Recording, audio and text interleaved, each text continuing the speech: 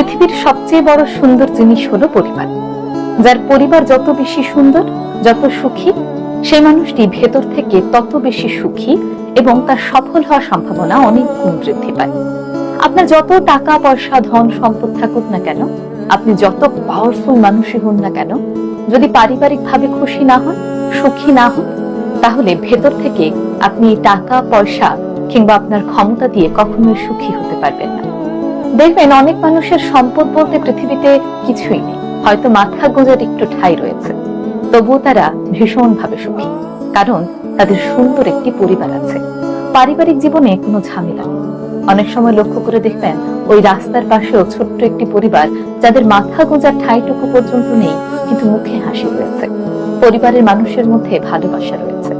সত্যি বলতে, মানুষের সুখী হওয়ার জন্য সবচেয়ে জরুরি সুন্দর এবং সুখী একটি পরিবার।